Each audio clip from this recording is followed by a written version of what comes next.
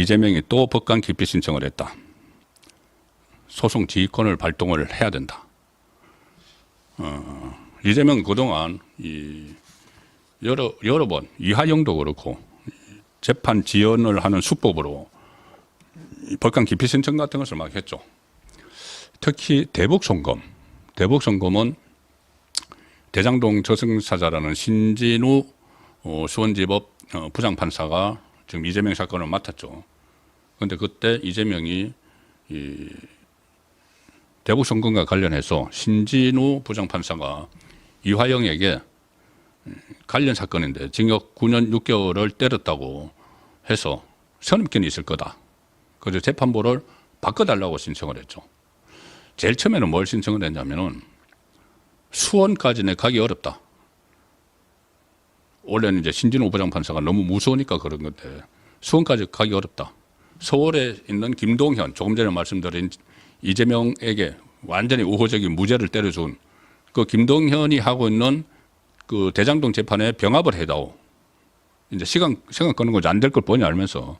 그래서 그걸 기각되니까 그 다음에는 이 수원지법에 나 재판부 바꿔주세요. 형사 11부 신진호 말고 옆에 재판부래요. 그 경우에는 옆에 재판부에서 심리를 합니다. 그래서 또 기각을 했죠. 그러니까 이번에는 세 번째로 아예 신진호 부장판사 기피 신청을 또 했습니다.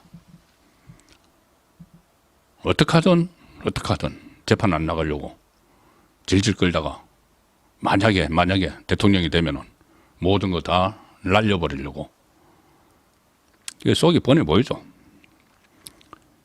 이재명이 쌍방울 대북송검 사건에 대해 법관 기피 신청을 제기해서 재판 절차가 즉시 중단이 되어버렸습니다. 일단은 중단하고 심리를 하죠. 지난 13일 날 한 게 지금 오늘 알려줬는데 법원에 제초를 했으니까 이제 제초를 일단은 안 알려줬죠. 설적 제초를 했죠. 그리고 오늘 알려졌는데 대북 송금 관련 제3자 뇌물 사건, 북한 조선노동당에 뇌물 준 사건이죠. 이것을 심리 중인 수원지법 형사 11부 신진우 부장판사에 대해서 법관 기피 신청서를 또 법원에 제출을 했습니다. 지긋지긋하지 않습니까? 이재명의 이 재판 지연술. 법관 기피 신청의 경우 재판 지연 목적임이 명백하면은 해당 법관이 이를 간이 기각할 수 있다. 그런데 그렇지 않으면 다른 재판부가 신청 사건을 배당받아 결정을 하게 된다. 법률로 정해진 기간은 없지만 1심부터 대법원 판단이 나오기까지 대략 2, 3개월 소요된다. 또 2, 3개월 벌자는 거죠. 이게 상당히 위험합니다. 이게 이재명은 자기가 대통령이 되려고 대통령이 되면 다 없애버리려고 이걸 뒤로 미루는데 나중에 뒤로 다 밀려가 있으면은 이재명이 만약에 대통령이 됐을 때 한꺼번에 이게 불거지면은 그것은 국가적인 대혼란이 될 수가 있습니다. 자, 근데 그것을 그런 것은 아랑곳 없이 지금 계속 재판을 뒤로 미루고 있죠. 원래 이 17일 오전 10시에 네 번째 공판 준비 기일이 대북송검 열릴 예정이었는데 그날 이 법관 기피 신청 이유 같은 것을 개전을 하게 된다.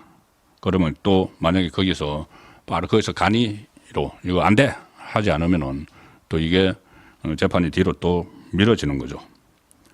이화영도 뭐 그런 적이 있었고 이 표면적인 이유는 이화영 사건을 심리했던 재판 보니까 이 선입견 유죄 심정이 있을 거다 이렇게 피했지만은 사실은 신진호 부장판사가 그전에 김만배에게도 실형을 내리고 이재명의 그 후임 성남시장 은수미도 정치자금법 위반 혐의로 법정 구속하고 아주 중형을 내리는 판사이기 때문에 피하기도 하고 이게 피하는 게 안 되는 걸 알지만은 일단 시간을 끌자는 차원에서 계속 이렇게 하고 있다 이렇게 볼 수가 있는 것이죠. 일단 대북 송금 사건 법관 기피 신청으로 재판이 멈추면 또 당분간 수원지법에는 출석 안 해도 된다. 수원지법엔 또 하나 있죠. 경기도 법인카드 유용 사건. 이것도 아직 기일이 정해지지 않았다. 좋습니다. 자, 아직 1심 안 된 거 대북 송금도 그렇다 치고 아직 공판 준비기일도 안 끝났으니까는, 그리고 법인카드 이것도 공판 준비기일도 시작도 안 했으니까는 대장동하고 백현동하고 유래신도시하고 성남FC 묶여있는 이것은 워낙 사건이 방대하게 4개를 다 묶어놔가지고 몇 년이 걸릴지 모르니까 1심 놓을 때까지. 그 3개는 이제 논외로 치고 1심에 놓은 거 2개는 유죄든 무죄든, 하나는 유죄 나고 하나는 무죄 나는데 1심에 놓은 거 2개는 어쨌든 대선 전에 조기 대선이 만약에 치러진다면, 아직 확정된 거 아닙니다. 윤석열 대통령 기각되면 조기 대선 안 치러집니다. 만약에 치러질 경우에 대비해서 1심에 나온 거 2개에 대해서는 법원이 무슨 수를 써서라도 법대로만 해도 그대로 선고가 되죠. 확정을 해줘야 됩니다. 1심에 나온 거는. 그렇지 않으면 만약에 이재명이 대통령이 되면은 대통령이 경호 받으면서 법원에 재판받아서 다녀야 됩니다. 그리고 그 과정에서 이 대법원 확정 판결을 나오면은 바로 용산에 있던 청와대에 있던 대통령 자리에서 물러나야 됩니다. 물러나면 또 조기 대선 치러야 됩니다.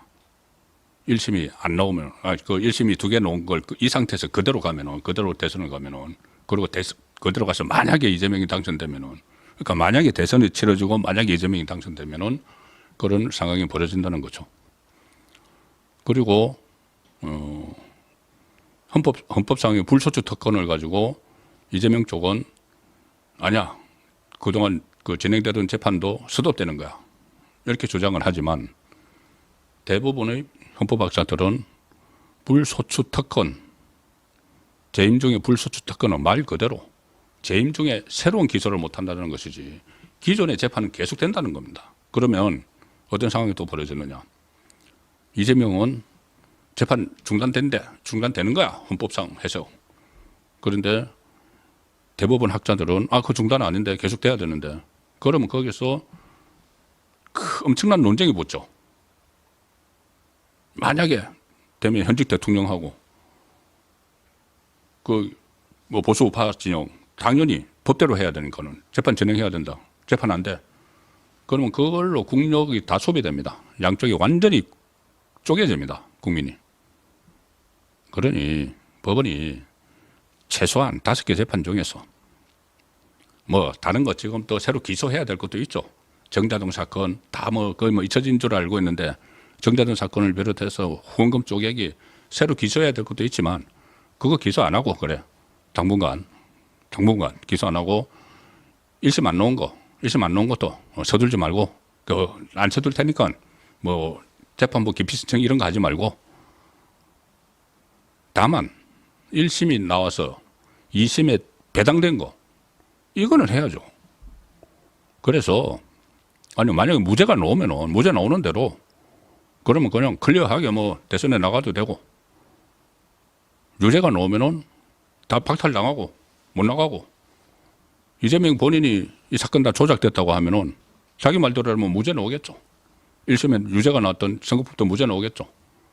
자기가 선언을 해야 됩니다. 자기가 정말 대통령이 돼서 이 정치 지도자가 되겠다고 하면은 자기가 나 이런 상태에서 만약에 내가 대통령이 돼도 나라에 큰 혼란이 올 텐데 이거 재판부에 좀 빨리 좀 진행을 해주세요. 헌재만 빨리 진행하라고 하지 말고 그렇게 하는 게 정답이죠. 이 말씀을 들으면서도 제가 참 이재명이 그렇게 할 인물이 아닌데 시간 낭비하는 말씀을 드렸다는 생각도 합니다.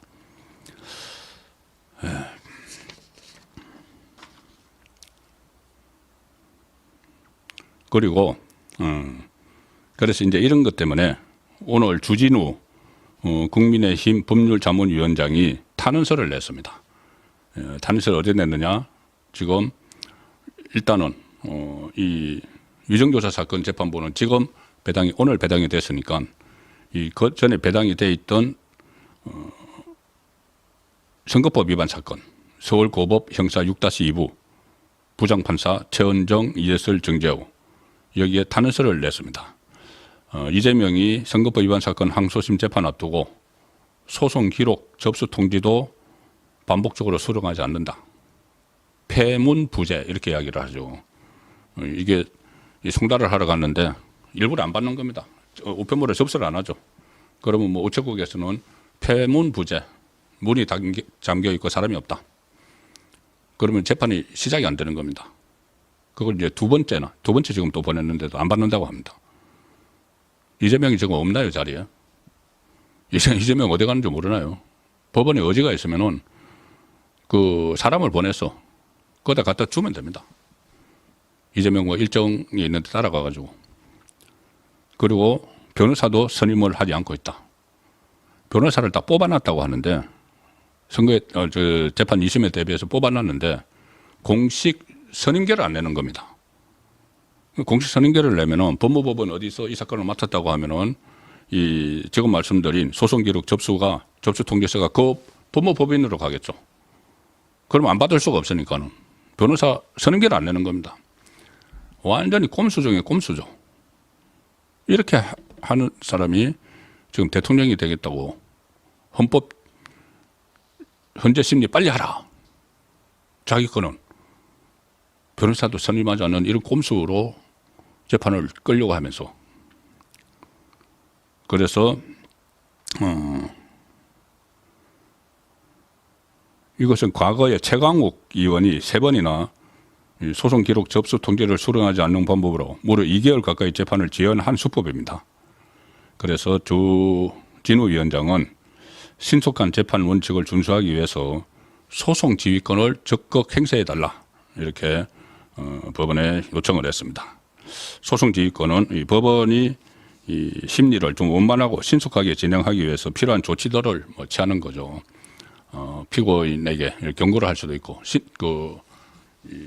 집중 심리를 해서 재판을 계속 좀 빨리빨리 진행을 할 수 있는 그런 조치를 취하라고 법원에 요구를 하고 있는 겁니다. 지금 법조계 일부에서는 이재명이 워낙 이렇게